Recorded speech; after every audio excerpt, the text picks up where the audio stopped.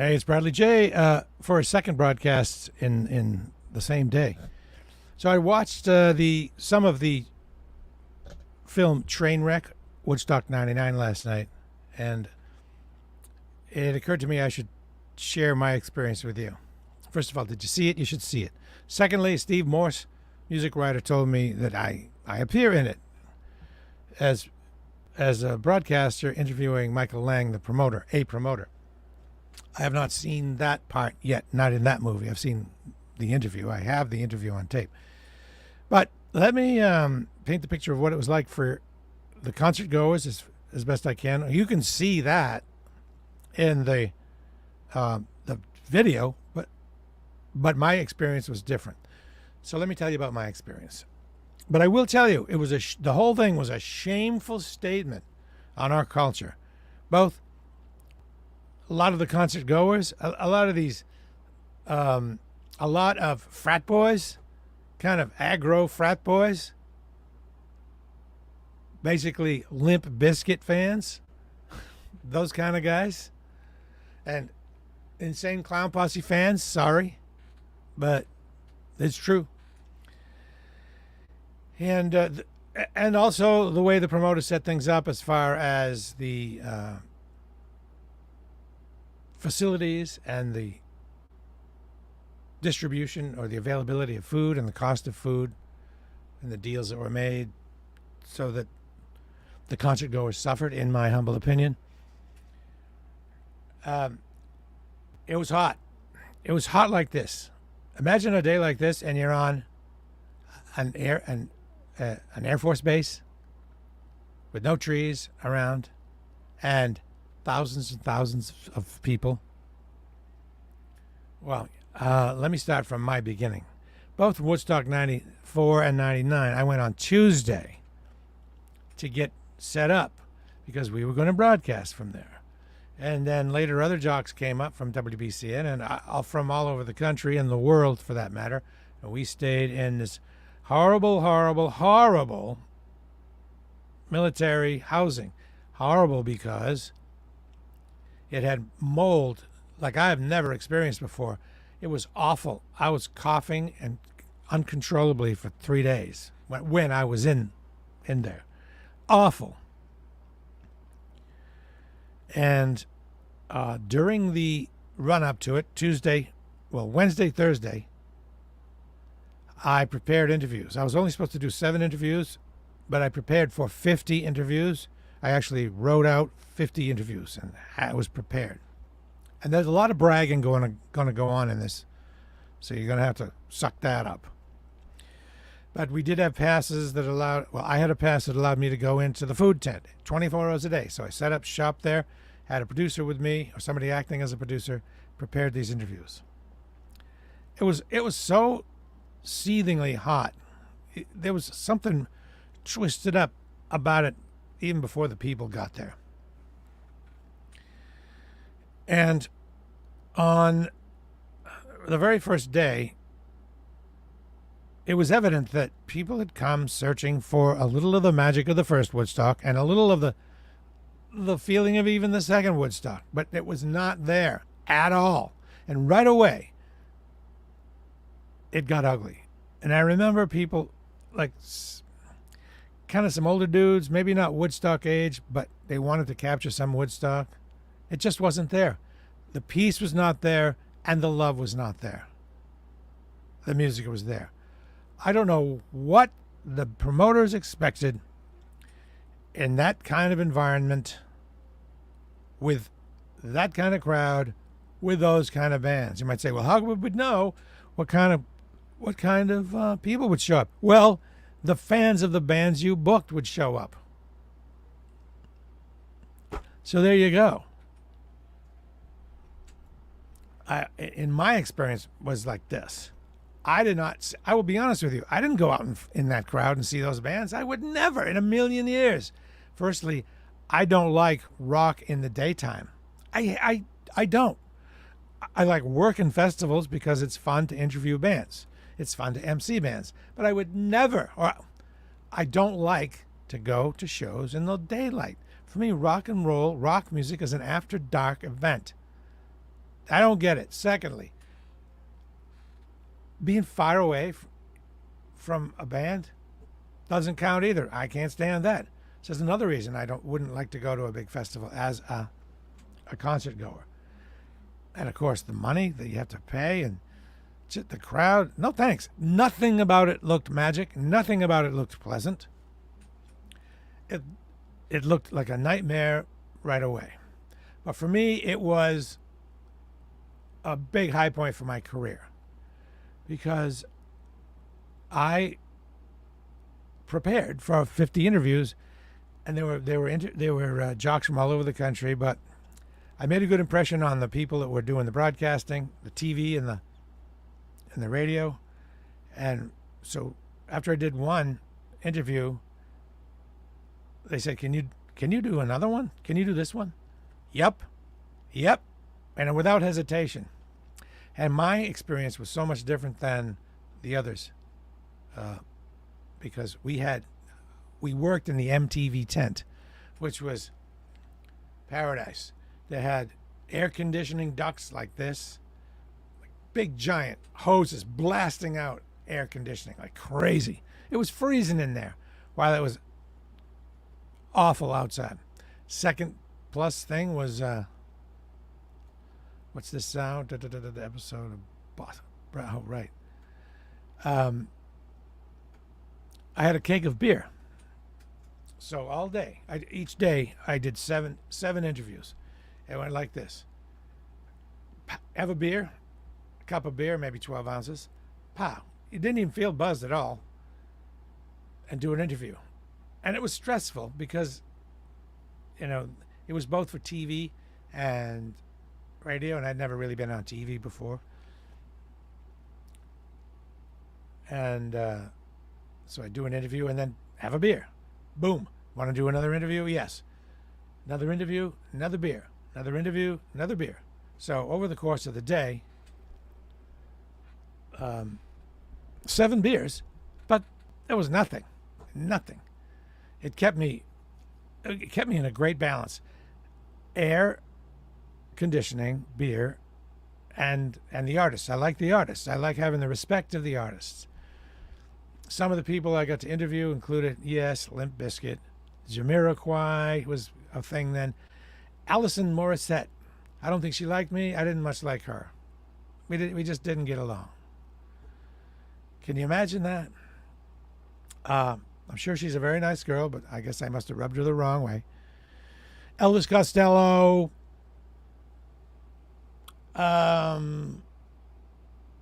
George Clinton and Funkadelic Parliament, with the whole crew there. Tom Morello from Rage, Willie Nelson. The list goes on. And I did that for 3 days. It was very rewarding to work hard. And Fatboy Slim, it was very rewarding to work hard and drink beer and sleep well. It was broadcast heaven, really. Did that Friday, did that Saturday, and I remember at the end on Sunday. Again, remember, I did not even see any bands except on the little square television monitors that would show you what the TV is seeing.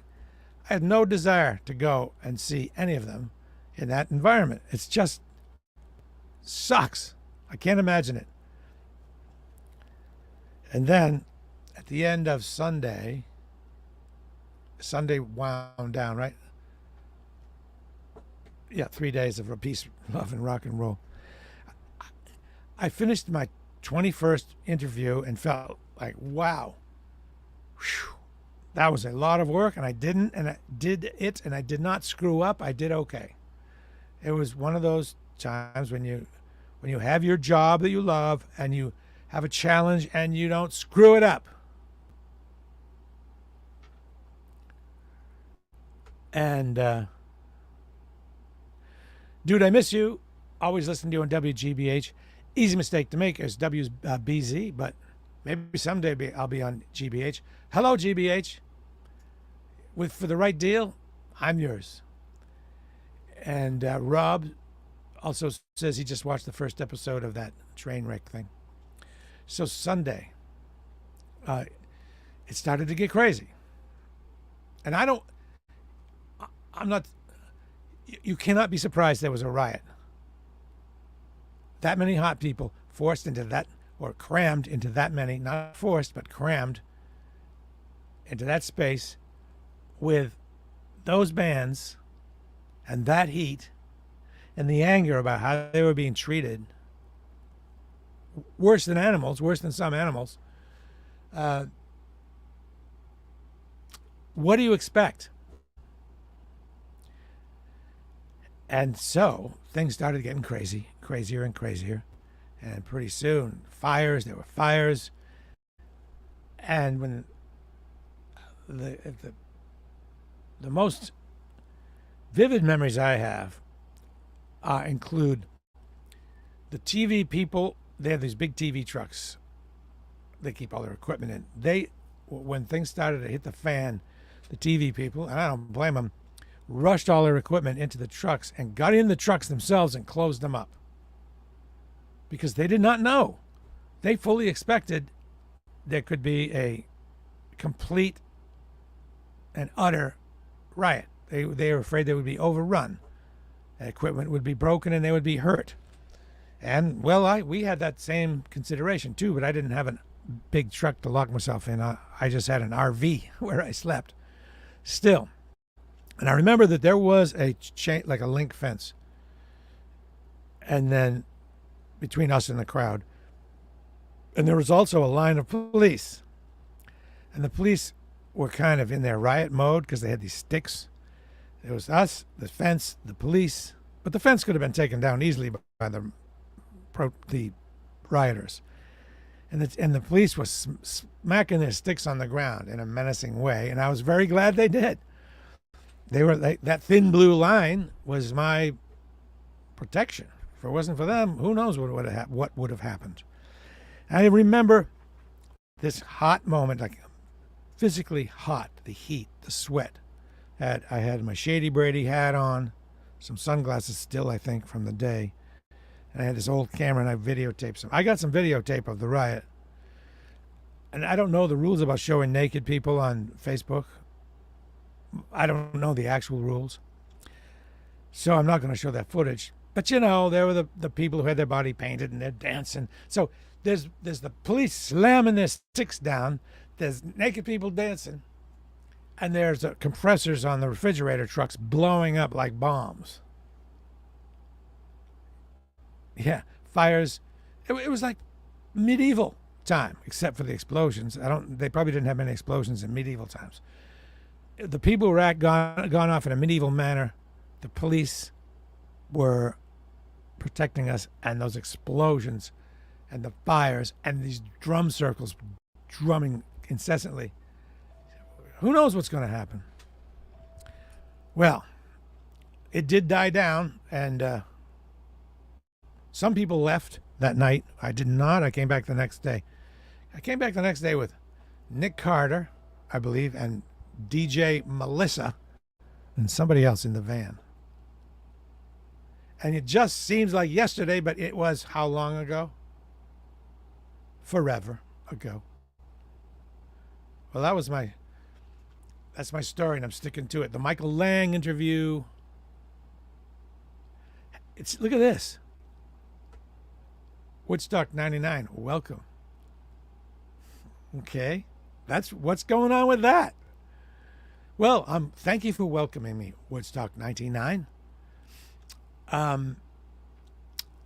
So the next day, as I mentioned, came home in the van. It was not as pleasant as Woodstock 95, Woodstock 94. And that was a much more chill event. And actually, if you take a look, I think that the three Woodstocks are really a great indicator of where our culture went. Woodstock 69, there was hope. People got along. There was love and there was peace. Woodstock 94, people wanted more of that, wanted to try it out. And there was a little bit of that. There was a new generation trying to gain an identity, trying to get some of that magic to clamp onto. There was there was a little peace and a little love there, and a potato gun. We had a really nice sort of rural setup in a building called the Love Shack in '94. The bosses at BCN had been wise enough to book that in advance. And so people from all the media came to use our bathroom and to hang out and park their vehicles there. And it was really something. And that, during that, I will tell you, there was a lot of love going on in that Love Shack. I woke up one night to hit the bathroom. As I walked down the hall, there were bunk beds. Let me tell you, there was multiple busyness. For some reason, people felt, yep, I got to be part of this. I'm going to have sex. And it happened. Not me, of course. And one time the boss, Oedipus, said, hey, everybody, if you're up at Woodstock, swing by the Love Shack. And so in the middle of the night, people, concert goers, were walking towards us through the woods like zombies with their blanket. The Love Shack. Oedipus said we could come to the Love Shack. That was a much more chill event.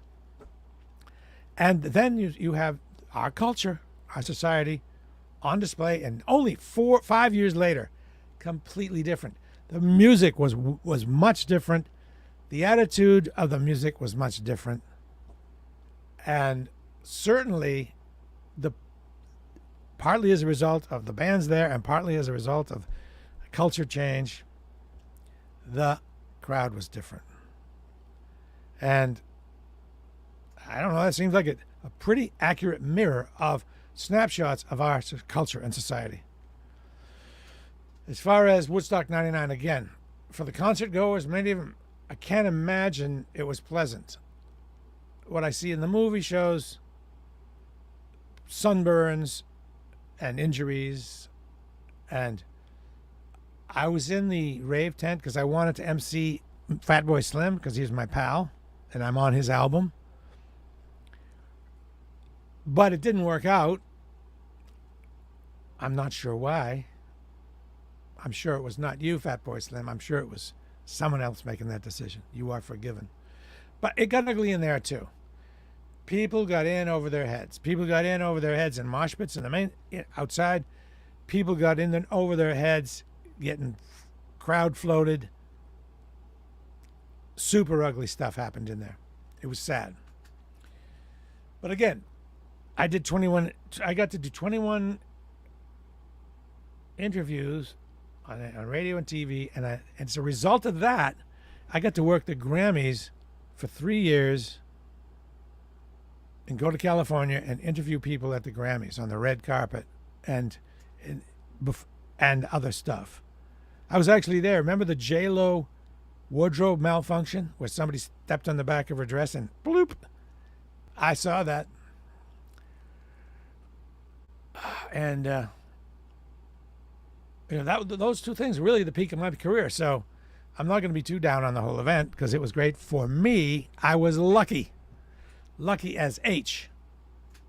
Ken Winokur, or Winokur. I say Winokur. I hope you don't mind. It was at the 94. We got there Saturday night and camped out in the pouring rain and listened to Arrow, meaning Aerosmith. I remember that. I could hear it through the woods. Once again, at that show, I saw no bands, no interest in seeing a band under those conditions. None. That's not how I roll. I want to go to the Middle East. I want to go to Sally O's. I want to stand in the front row. I want to be so close the band sweats on me. I want to be able to hold my beer and hear the music come out of the speakers, not the PA. I like to get closer than the PA. Is the mix the best? No, but I get to hear the guitar come out of the guitar amp. I move over a little bit and hear the bass. And the band sees me and acknowledges me. I'm going to leave you with this. People complain there are not any venues to go see bands. That's not true. There are some venues out there. Some went away, some popped up. If you want to go see some rock, you can. A lot of the bands that are coming to town, I play on my radio show. Let me plug it. There's a radio show called Ignore the Machine. It's currently on WZBC 90.3. It's called Ignore the Machine. If you don't hear it live, you can actually check it out on Mixcloud. Ignore the Machine. Ignore the Machine. Google Ignore the Machine. Actually, search Ignore the Machine on Mixcloud. They're posted up there. It takes me about 2 days to prepare the shows. I take it very seriously. They're excellent radio shows. They're probably the best music radio shows I ever did, musically. Ken says, I saw Green Day in the blistering set first thing in the morning. You know, Ken, hi Ken. Is that your kid there? I can't tell. The picture's too small. I wish I liked Green Day. I can't like Green Day. I don't know why. I don't like them. I know they were popular and they made songs that were very popular. But I feel like, and this is nothing on you, Ken, nothing on any Green Day lover, they seem, in my humble opinion, phony. I don't like them. Bruce says, I'm coming to Boston next week. Can I see your show? Ooh, that would be cool, but unfortunately, no, you can't. You can't come in. So there it is. Should they have another Woodstock? Bleep, bleep, no. Is there some hope that society? Well, maybe if they did, if they chose different bands, right? What if they had Pink Floyd? Right? What if Peter Mills says no more Woodstock? Actually, I would like them to have a Woodstock, and I would like, and if they did, I bet I could get WBZ to go there and let me cover it, and then I have credentials and stuff like that. But I'd have to make sure about my situation. I'm not roughing it, no way. Not at this stage. I have earned the cushy. I've earned all the perks. I want a limo, and I want a decent place to stay, and I want air conditioning and all that. Yeah, I know. But back to Green Day. They seem phony to me. Punk.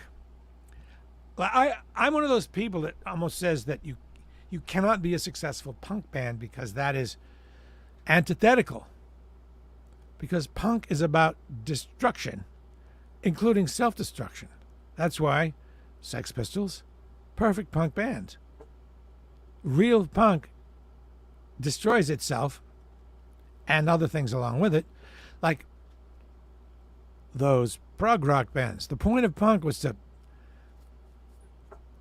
get rid of those self-important, ponderous prog rock bands, break it down, and start from scratch again. That was their point. And according to my definition of punk, you cannot have a successful punk band. Call Green Day a rock band, and I'd probably like them. But don't call them a punk band. That's just me. Richard Hell and the Voidoids. If you want to hear punk rock, listen to Joni's show every Thursday. It was on today on WMBR. Joni Lindstrom. You should Google that. If you like punk, listen to that. I'm guessing Green Day's not on that show. I hope to God it isn't. Hope to God they're not. The idea of a multi-day, multi-artist live show is great. Just don't try to link it back to Woodstock. Interesting. Burn hot and flame out. Yes, exactly. But yeah, I'd actually like them to call it Woodstock and say, we really mean it this time. We insist on, we're going to have a whole other thing. You know, you can have a multi-day show. Did you ever go to Glastonbury Festival? Man, that is a super hippie festival, and it's huge. It's in the south of England. I went to cover it for BCN. And it's like people camp out. People are cool. It's like a medieval village with tents and these flags that look like the year 1000. They have 8 stages. They have all kinds of yoga and massage, and it can be done. So if they had Woodstock 4, that's what it should be. It should do. Have some chill bands, man. Have Fish. have Pink Floyd, and keep the aggro bands away and the aggro people away. Make it a hippie festival like it was in the first time. It should be a hippie festival. And how about this? Try not to make profit the top thing. How about this? Try to make it a cool experience and make money. Make some money. Make it worth your while, but don't get so greedy that the people suffer. Lou Duffy says, right about now. Thanks, Bradley J. That's right. Right about now. The Funk Soul Brother. Check it out now. That's a good time to go. Next Woodstock, we will be complaining about $1,000 tickets. Yeah, no kidding. That's the other thing. What in the bleep? Man. How about this? Have a Woodstock for new bands. Bands that will do it for cheap. Really cool bands. Have 50 really cool bands. And have the tickets be $50 and the bands play for free. How about that? There are a lot of bands that would play the equivalent of Woodstock for nothing. We don't need the big famous bands. Bleep those big famous bands. Okay, I've just started staring off into the distance, so it's probably time to end the broadcast. I really appreciate you all. So check out that my little interview on the Trainwreck movie, Trainwreck Woodstock 99. It's on now. I don't know the channel. Check out my radio show. It's called Ignore the Machine. It's currently on WZBC. If it doesn't go on ZBC in a while, when the students come back, then it'll still go on Mixcloud. I'm still going to do it. That would actually be easier for me. And what else? Oh, I'm so excited about a new song I finished. It's the best original song I've ever done. It's called Hotel Bar, and it's about the joys of backpacking and a Eurail pass, about riding the trains all day and going to the hotel bar at night. Just the adventure of not having a plan. You go to the airport, you get out, leave the airport, you go to a train station, you look up at the big board in any Paris, wherever, Milan, and say, oh, there's a train going to Budapest in half an hour. That looks like a good one. Go get a bottle of water, some stuff to make sandwiches with, or some pre-made sandwiches, a couple of 3 beers, nice European beers in big old bottles, and ride the rails all day. And then as evening comes, you look out the window and look for a good little town. That looks like a good little town. I'll get off here. Go up to a hotel and say, hey, do you have a room for a night? If you don't go in high season, they probably will. Don't ever go anywhere in high season. And so you go to the hotel bar. And if you go alone, you'll be really lonesome. But in the hotel bar, you meet people. You also can meet people on the train to go to a hotel bar, but you meet people, and when you make friends on a foreign trip like that, you feel like, man, maybe the planet isn't so bad after all. So, this song is killer. I'm my own worst critic. I would play it in front of anybody. Bowie. I would say, hey, David Bowie, this is not bad, right? And when you listen in front of somebody else, it's really something. But I'm gonna send this to record companies and producers and stuff, because this is the real deal. And I've already posted it on Jay Talkin' Facebook page. I did make a little quick video to go along with it, but it's just so you got something to watch. Please listen to it on decent speakers, headphones or something, because I put a lot into the production. Oh, I played the bass, played the guitar, played the keyboards, did the mixing and the production, and the only thing I did not do was the singing. I wrote the song, but I have a wonderful vocalist named Future Susie. She did a bang-up job. It's up there now, and it's up on Facebook. And there's 2 songs left to go in the album, but that's what I've been doing all year, so I've been pretty productive. What's this say? Lou Duffy signed Joe Elastic and his Rubber Band. Oh yeah, the special's on Netflix. I'm gonna go watch it. Steve Morse pointed out that Michael was telling me one thing which was not reflected by what was going on out in the concert. Now that you know what happened at the concert, watch the interview. You make up your own mind. I'm not going to put thoughts in your head. Okay? By the way, I did my beard last night. Came out sweet. Bye for now. I should end the broadcast.